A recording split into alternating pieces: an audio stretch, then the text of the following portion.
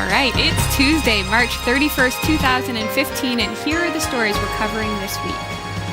Confidential information about 31 of the world leaders were accidentally emailed to the Asian Cup organizers in Australia. AT&T are the big brother of ISPs.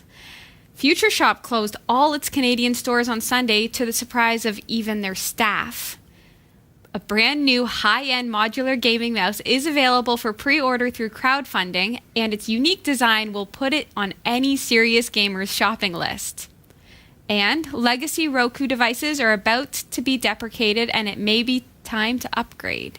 These stories are coming right up. Don't go anywhere.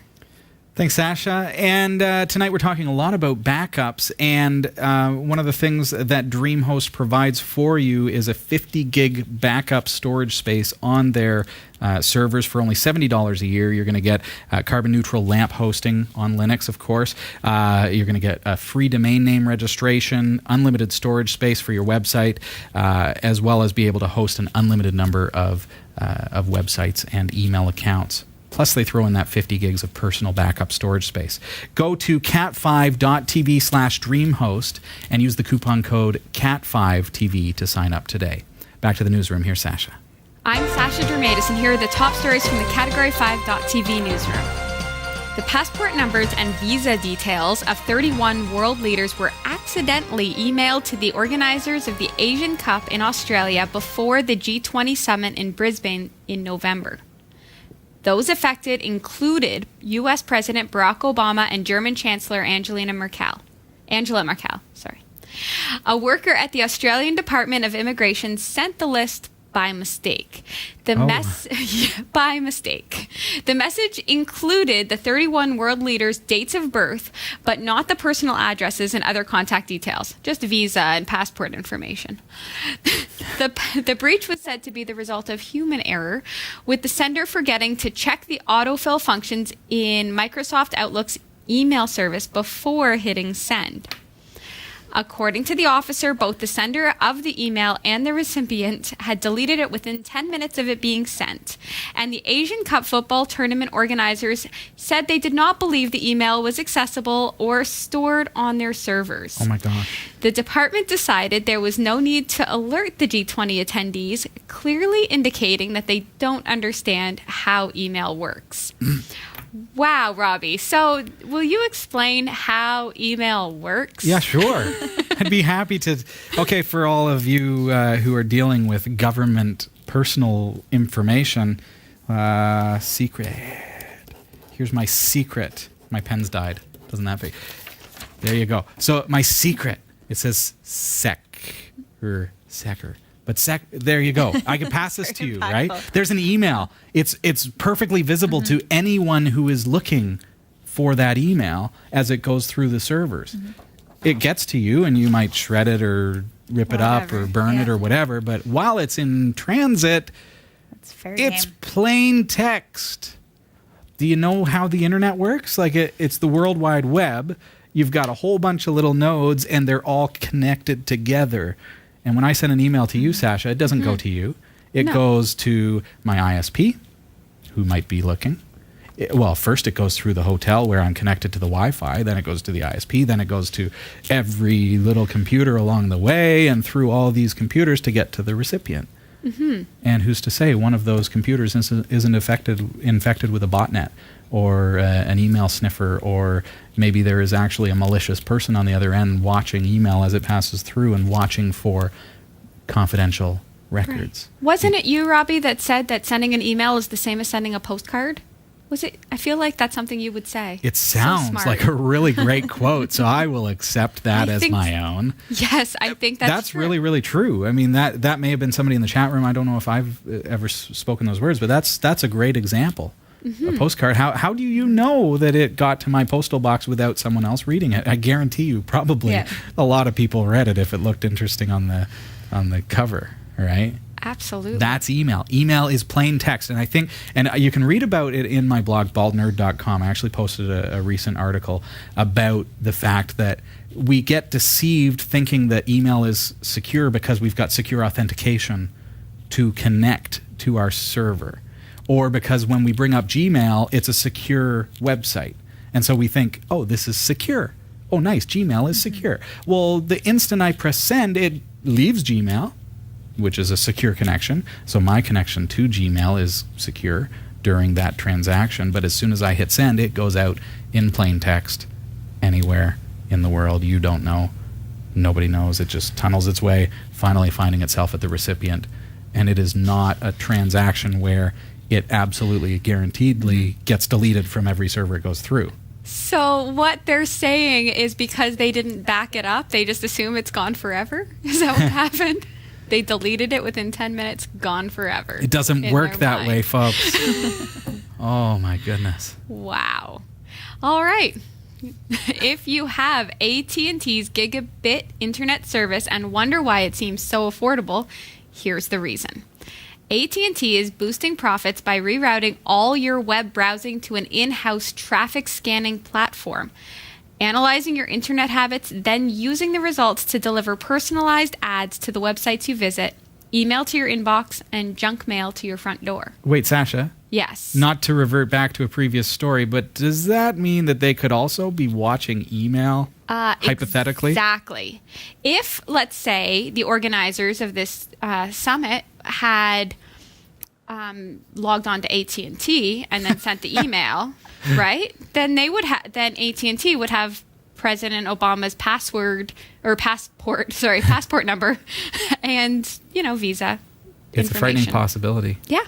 It's crazy. All right. In a few select areas, including Austin, Texas, and Kansas City, Missouri, places where AT&T competes against the $70 per month Google Fiber, Mabel offers its own $70 per month Gigapower fiber to the home internet access, but signing up for the deal also opts customers into AT&T's Internet Preferences program, which gives the company permission to examine each customer's web traffic in exchange for a price that matches Google's. Wow. AT&T says Internet Preferences tracks the web pages you visit, the time you spend on each, the links or ads you see and follow, and the search terms you enter. This helps AT&T serve ads targeted to each user based on that person's interests. And advertisers are willing to pay more when they know their ads will be shown to the people most likely to be interested in their products. That scares me. It's just like the time you spend on each web page. So they can tell if you just accidentally click that page and then decided, oh, that's not where I want it to be. Sure, yeah. Right? And we even use analytics data to know, okay, if you click onto our website, we know if you watched 15 minutes of the show versus 45 minutes of the show. And that makes us think, okay, well, then the first 15 minutes of the show is more valuable for advertisers, for example. And so, but we do it in a non-intrusive, non-identifiable way. Like, it almost seems you're doing something. And not to point at AT&T specifically, but they're the ones in the news right now. But it's really coming down to, are you only using that data for advertising? And really, what does it come down to as far as the information that you're collecting? Right. Oh, it's just scary to think that somebody else is watching. Like, everybody wants to maintain privacy. You're giving it up because if it seems too good to be true, cost-wise, it likely is. And once again, it goes back to, is your internet connection really your internet connection? Who is watching? Who's intercepting the data? Who's getting access to that? AT&T, they are. Because AT&T can see almost everything you do online, no matter what websites you visit, the company may be in even better position to serve targeted ads than Facebook or Google. While Google apparently doesn't impose anything similar to internet preferences on its fiber internet, the company's cable service is delivering targeted TV ads based on its customers' viewing history. So Google uses it in some ways as well. Sure they do, yeah. But, wow. It just gives me the heebie-jeebies. I don't like it. I think just because you bring up Google's a search engine, so I'm going to their site and I'm using their service, and there's possibility that they're connected to other sites as well, of course. But when you're going through your internet service provider, they see everything, not just what I search for or what website I'm on. They see everything. Right. Well, here's a thing. I mean, it just drives me bananas. I know everybody is watching, not everybody, but I know that Everybody, yeah. everybody, my ego is huge. Everybody's watching everything I do. But recently I bought my sister a throw pillow for her bridal shower. Okay. So I searched a whole bunch on Amazon, picked one. Yeah. I used the affiliate links thing Well, on thanks, category bud. 5, no Yeah. problem. But then later on, I was Google searching something and there was an ad with that cushion, right? But Nice. here's the thing. I mean, I know you're watching me, but don't be so obvious about it. It makes sense, though, from an advertising perspective, because if I look at something, it reminds me, it's almost become a handy thing to know that when I'm on any website, Amazon will show me the stuff that I want. But I already bought it. That's it. Why are you? I know. Honestly, It's why are you ridiculous. showing At me least something I make a already note of bought? that. Again, I already made the purchase. Quit hounding me. I don't want another pillow. Exactly. I do want another pillow, actually. They only Okay. had one. Okay. U.S. consumer electronics chain Best Buy has announced that it is closing its Canadian subsidiary, Future Shop, and converting 65 of its 131 stores into Best Buy outlets. As a result of the move, 500 full-time jobs and 1,000 part-time jobs will go, the retailer said. Future Shop, Canada's biggest electronics brand, has been owned by Best Buy since 2001. After the changeover is completed, Best Buy will have 192 Canadian stores. Analysts say the move will rationalize Best Buy's offer in Canada and get rid of duplication. Best Buy and Future Shop outlets are often found in close proximity, they say. This is just heartbreaking for me because I have a Future Shop. I feel brand loyal to Future Shop even though they're owned by Best Buy. I don't feel as loyal to Best Buy. Future Shop was first, and I remember growing up with it. And the news tells us that they announced that they're shutting down. They didn't really do it that way, did they?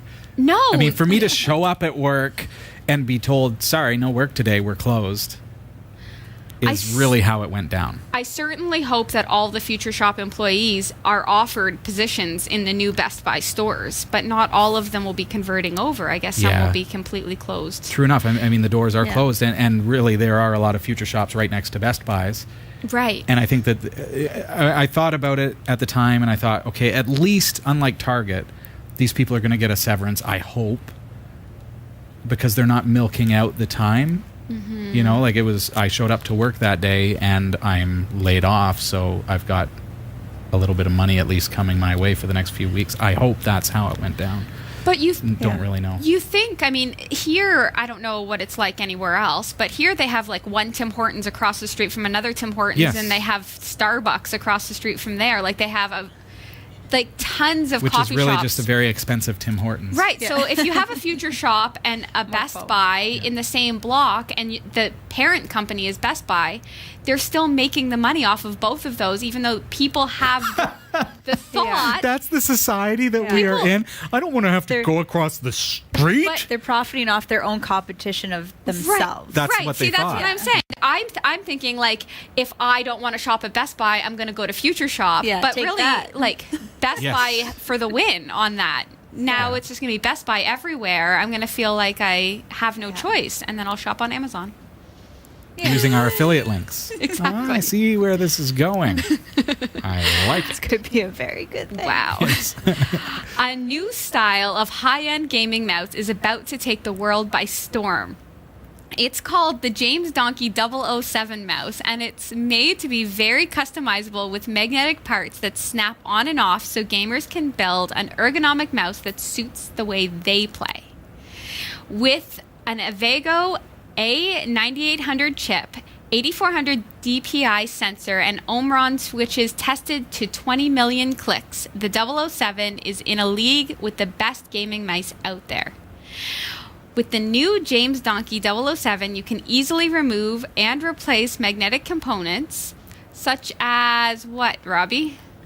Oh, put me on the spot. Yeah. Well, you think this is a neat idea, eh? So that, you don't need a screwdriver to take the pieces off. You don't need to unclip things. It's super powered magnets, your right, own. that pull it in. So you think if you're playing a flight simulator or something, wouldn't it be cool to have like that hook feature on your pinky, right? So that as you are, working it, if it has more of a flight simulator feel, or take that off and put on another component, or actually adapt it to like how many variations can you make this mouse? All the components come apart and you replace them with other pieces. Do you have to buy all these extra pieces? Do they come complete? I don't know. I would hope they would come with the mouse, but I feel like they wouldn't. I feel like Sasha has more information for us, and possibly a website link What? that maybe we can find out more What? information. I want to know. I will say I love the name. With the new James made Krista Donkey. kinda giggle. Yeah, exactly. With the new James Donkey 007. Oh, wait. I already said that. Sorry. Where was I? Oh, I'm all It's okay. lost The with the name. teleprompter rewound. Goodness it's all good. gracious. It changes the outward appearance of the mouse, but also the electronic functionality of the switch. This unique design makes up to 54 configurations possible. The 54. 54 Wow. configurations.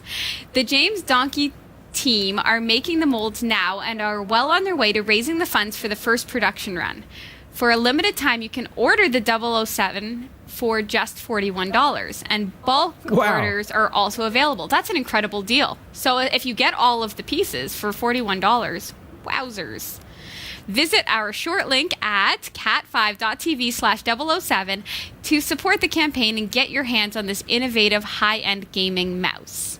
That's good. Now, I guess my only concern would be the high-powered magnets. They wouldn't disturb or I feel like Destroy your computer. Yeah, like you don't want your high-powered magnets too close to your tower. I wouldn't set it on your hard drive, Like- but it's I mean, these days things are not as magnetically sensitive as they used to be. Oh, that's good. Yeah, Yeah, it's crazy and awesome, and I want one. I like it. Yes. For some time now, older Roku streaming players, those made before May 2011, have not been able to benefit from the many improvements that have been made to the Roku OS. This means customers with legacy devices are not able to experience important new features that deliver the great streaming experience Roku wants for its customers. And soon they will be cutting off development for those devices entirely. While consumers with legacy devices will continue to have access to channels that have already launched on those devices, going forward, Roku will no longer launch any new channels, update existing channels, issue firmware updates, or provide developer support for channels that run on these older devices. Since this is the case, legacy Roku devices will soon be crippled since channel developers and content providers will have no way to make updates to their channel software. That said, due to the nature of Roku's platform, new content from channels still operating on legacy hardware will continue to be updated, such as new episodes of Category 5 TV. However, as services evolve and grow, channels may break and no longer function. Current generation Roku players and Roku TV models are not affected. If you're using a Roku manufactured before May 2011, you can visit cat5.tv/Roku to purchase a current generation system and continue to receive the best experience possible from your Roku device. The change will take effect on May 30th. Robbie, I just have to say that this upsets me. Why? It upsets me because I own a purse from 10 years ago. Like, It's I don't a purse. like... It's a I don't- dumb purse. Right? Like, so I don't want to buy... I'm going to buy myself a Roku. I'm excited about it. It's my birthday next month. I'm buying myself a Roku. It's 2015. Will I have to buy myself a new one in 2018? Because Sasha, I don't want that. I can't take you seriously. You just compared a Roku to a purse. But what I'm saying is that's me and my consumer I know. habits. I want things that I buy, that I spend a lot of money on, to last.